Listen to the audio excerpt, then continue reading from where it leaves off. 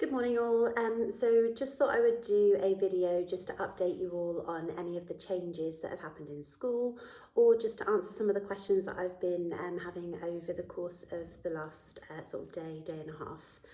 So obviously I did my video the other day about the positive case that we had, so that was the second positive case.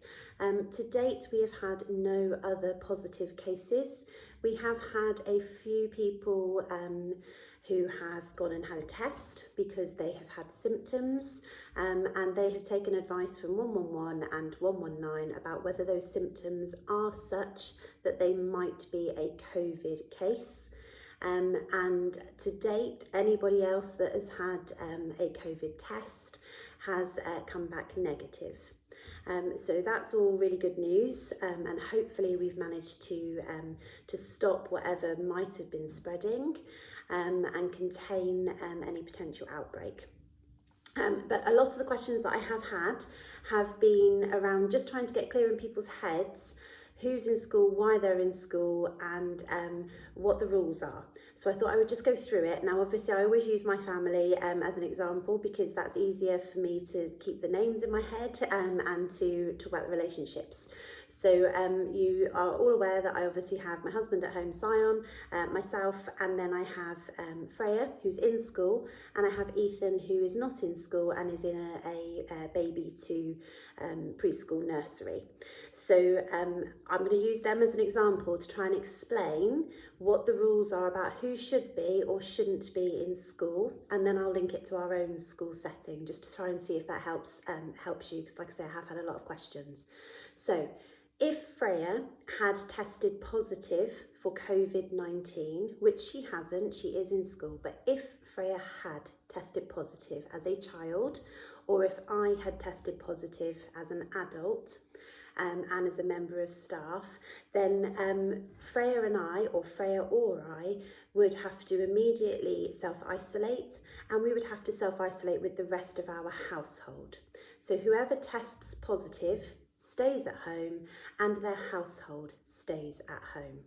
And that means don't go out. It means only go out if you need urgent medical attention, or if you need to go and get a COVID test if someone else in your family had symptoms. It means that people have to bring food to you if you have a food delivery, and that no one else should come into your house unless delivering that medical attention. So if Freya had tested positive, then me as her mum, I would stay home, my husband would stay home, and my son would stay home. He wouldn't go into another setting. As a member of staff, then I would also stay home, so I wouldn't come into school. If Freya had not tested positive, or I had not tested positive, but we had been a close contact of someone who had tested positive, then whoever was that contact would go home. So if we say that Freya came into contact with a positive case in our school or in another area of the community, Freya would have to immediately self-isolate. That means stay at home. It means don't go out unless you need urgent medical advice, or you need to go and get a COVID test. So Freya would need to self-isolate. She wouldn't come into school, but I could still come into school or to my workplace because I am not the close contact. In this scenario, Freya's the close contact. My husband could still go into work if he can't work from home, and he could go to the shops. I could go to the shops. We would just take extra precautions, as we're all doing, to socially distance, good hand and respiratory hygiene, and be really mindful of any change in symptoms. Ethan could also go to his nursery setting because he was not the close contact. It was only Freya. Now for children, that is impossible to keep them at home self-isolated away from all of the other household members. So you really do have to be mindful of whether there is spread of any potential symptoms and look out for them. If you're unsure, like I've said before, phone 111. And if you want to book that test, phone 119. You can also be told by 111 to go and book a test, and they can help you with that. The other scenario is that Ethan may have been identified as a close contact in his nursery setting. It's completely separate to our nursery. It's not in the same village. It's actually based in Launceston.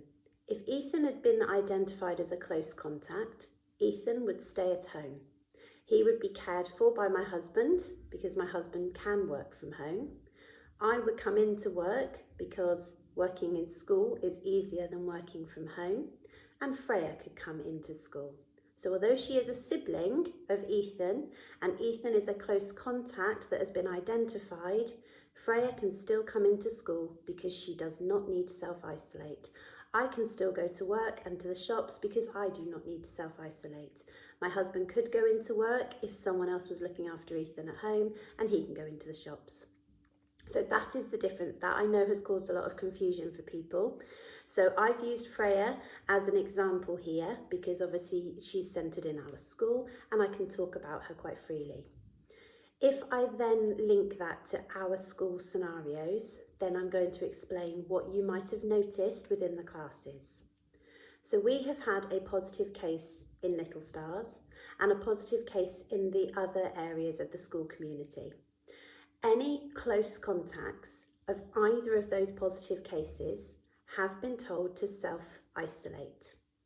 It is only the children in Little Stars on Friday the 19th of March and the staff in Little Stars on Friday the 19th of March.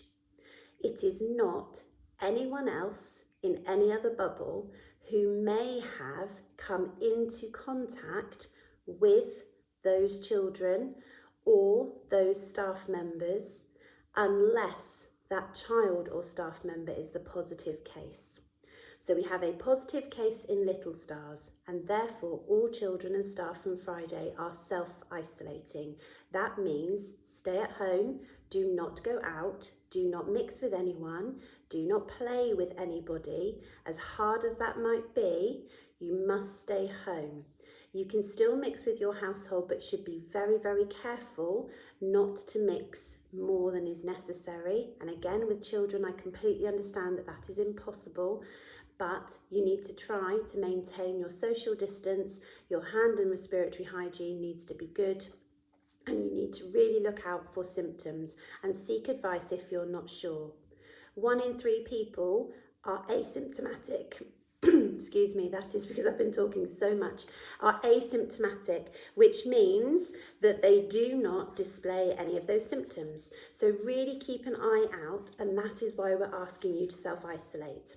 At the moment, because Little Stars children are at home, they should not be playing or mixing with any other children from any other families or any other classes or any other schools. They should be staying in. They need to do that until Monday, and then on Tuesday, they are no longer required by law to self-isolate.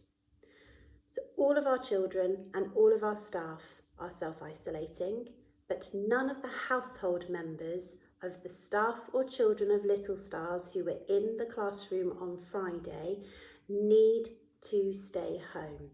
All of the family members may still, as I explained with, we used Freya as the example, may still go out, may still go to work if they can't work from home, may still come to school. So some of you are concerned that we have got siblings of children from Little Stars in our school at the moment. That is fine, they are following the advice. So the siblings of Little Stars children can come into school unless the child from Little Stars, unless they are the contact, or unless the child in Little Stars or anyone else in their household displays symptoms of COVID-19. So if we do have siblings of children who are in nursery or reception in our other 3 classes, Mercury, Saturn and Neptune, they are in because they are allowed to be in, and they are not identified as close contacts of a positive case. The same happens for our staff. So lots of our staff are parents of children in school. If the staff of Little Stars are at home, then those staff members have been identified as a close contact. Their children are still free to come to school because they are not close contacts. They are just in the household. And therefore they can come and go throughout the house, throughout the home, throughout the school, unless the staff member is positive, or unless the staff member or anyone else in the house displays symptoms of COVID-19. So if there are children coming on the buses, if there are children coming into school, please don't worry that they're coming in and that they are siblings of a positive case, or that they are children of a positive case in the case of a staff member. The only children in school are children who are not close contacts and are therefore allowed to be in school. Now, it is absolutely imperative and essential that you do alert us immediately if anyone in your household displays symptoms of COVID-19, so that we can start to prepare and we can just think about what those ramifications are. It could be that actually you get a test and it's negative, and you just tell us that the result is negative. It could be you get a test and it's positive, and then you would engage with the test and trace system to identify anyone who is a close contact. Anyone in your household would be considered a close contact and would therefore stay in the house with you and self-isolate. But it may be that you might have come into contact with another parent or child or staff member in our school setting, and they would then have to self-isolate as a close contact. But test and trace can help you with that. If your child is staying off of school because of a COVID symptom, you must let us know that as well. And you can then seek advice as to whether you should get tested. Now, children should not be tested with a lateral flow test.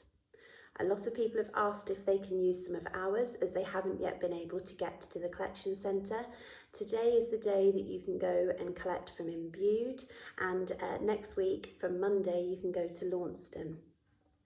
We can't give out any of ours in school because they've been assigned to staff members, and we test twice a week. And at the moment, because we have an increased level of awareness of COVID-19 and we have had a positive case within our school community, staff have actually opted to test themselves more frequently, with many of us doing it daily.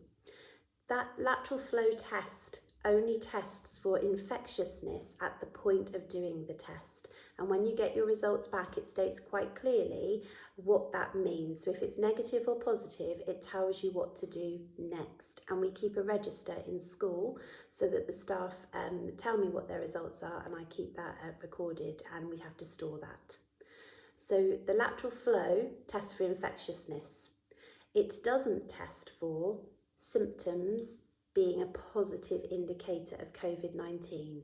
So you can't use the lateral flow to test if you have COVID-19, only if you were infectious at the point of testing. It's to help pick up those people who are asymptomatic and maybe infectious and spreading it between other people. So it's really important that you don't use the lateral flow as a diagnostic test, and that you don't use it for children in primary. If you think that you have COVID-19, phone 111 or 119 and they will advise what to do next. So lateral flows, we can't give out, I'm afraid. If in an emergency you are unable to get anywhere else, or you are unable to drive, we have a limited supply of PCR tests, which would then be taken and posted, and you would have to wait for your results, but that can obviously lead to an extra delay. I know that Bude and Stratton Business Park have been had a mobile drop-in centre, and there have been some in Launceston. So I think the advice that we've had is, if you can't get a slot straight away, keep ringing and slots become available. So it's really, really important that anyone with a symptom, or anyone who's just not sure, stays at home and seeks advice and lets us know, so that we don't have a situation where people are coming into school, potentially spreading it, and then finding out results. The other thing that I've been asked is, have we had any positive cases in school that have remained in school? And the absolute categoric answer to that is no. Nobody, to my knowledge, has come into school who has received a positive test result for COVID-19.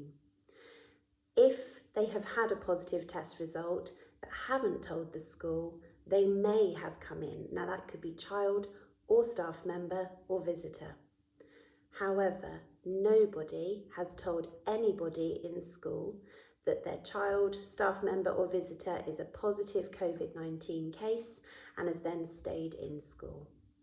Anyone who comes into school and develops symptoms throughout their time with us would be isolated within school following government guidelines and would then be asked to be collected or would make their way home if they were a member of staff or a visitor under their own steam if they were able to do so. So just to reiterate, because I have been asked, there have been no children or staff or visitors in our school who have tested as positive for COVID-19 and have then made that aware to us. There may, however, have been children, staff and visitors in our school who were carriers of the infection and the virus and were carrying it without any signs or symptoms, and that is why COVID-19 is such a difficult virus to defeat and to keep safe against. So that is why it's absolutely essential that any symptoms you stay home, you seek advice, you get a test. Anybody who is positive must stay home. Anyone who's a close contact must stay home. Anyone who is positive, all household members must stay home too. Anyone who's a close contact, the rest of the household can go about their own business as they were, obviously following the social distancing guidelines that the government have given us and the lockdown restrictions that we are still currently under. So it's only close contacts that will be at home, and nobody in our school is identified as a close contact or a positive case at the moment to our knowledge. So I hope that helps. Like I say, I've had lots of questions. I think that's based on the fact that children came into school yesterday and said, oh, so-and-so was in or so-and-so wasn't in. Obviously that is going to then go home and make some of you sort of more aware or more anxious. So hopefully that's helped. I'm really sorry if they're not helping, but I am constantly on the phone at the moment to parents and to people from county, to concerned people in the community, and I just thought a video might reach more of you. Okay, hope that helps. Any questions, let me know, and I'll try and answer them if I can.